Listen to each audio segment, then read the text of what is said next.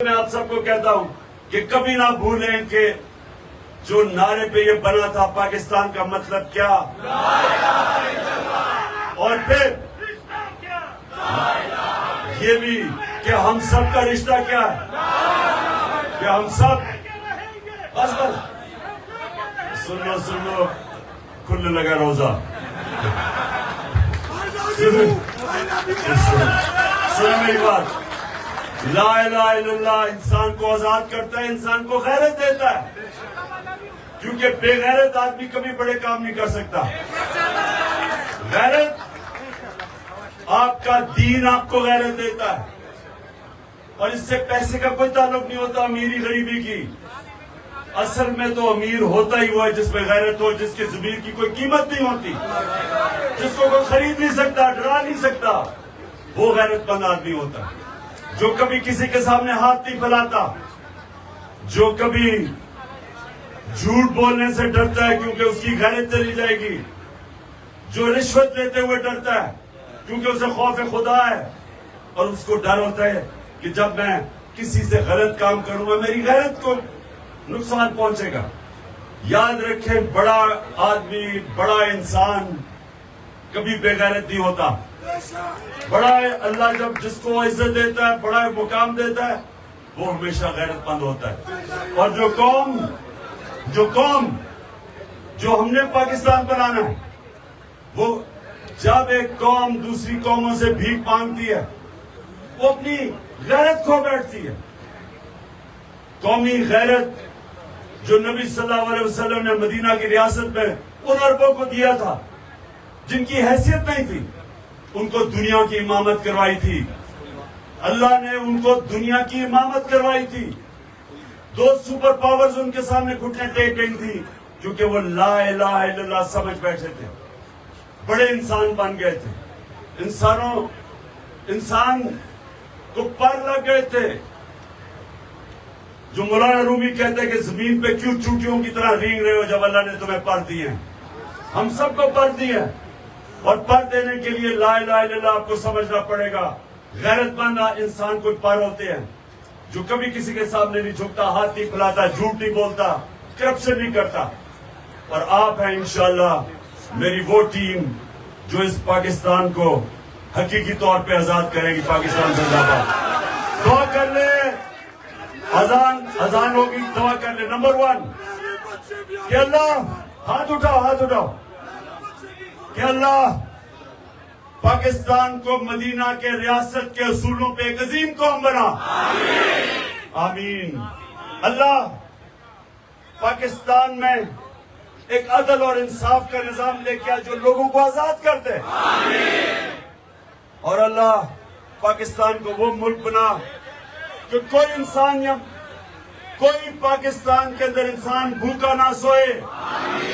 اور آخر میں، اور یہاں دیر کے لوگ بیٹھے ہیں، آپ کو زیادہ اس کا آپ کو سمجھ ہوگی کہ وہ ملک ہو جو ہمارے نوجوانوں کو باہر نوکریاں ڈھونڈنے نہ جانا پڑے، بلکہ باہر سے لوگ پاکستان میں نوکریاں ڈھونڈنے آئے۔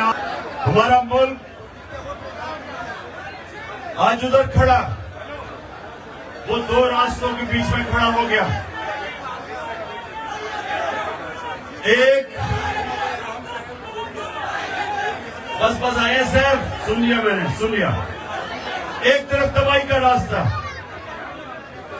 ایک طرف جنگل کا قانون اور تباہی کا راستہ، ایک طرف ظلم اور ناانصافی کا راستہ، ایک طرف وہ راستہ جدھر میرے نبی صلی اللہ علیہ وسلم نے آج سے تقریباً 1500 سال پہلے کہہ دیا تھا کہ جو قوم طاقتور مجرموں کو نہیں پکڑتی، طاقتور جرم کرنے والوں کو جیلوں میں نہیں ڈالتی، سزا نہیں دیتی، اور صرف کمزور چوروں کو پکڑتی ہے، وہ تباہ ہو جاتی ہے۔ جس قوم میں انصاف نہیں ہوتا اس کا کوئی مستقبل نہیں ہے۔ 1500 سال پہلے میرے نبی صلی اللہ علیہ وسلم نے کہا تھا کہ جو قوم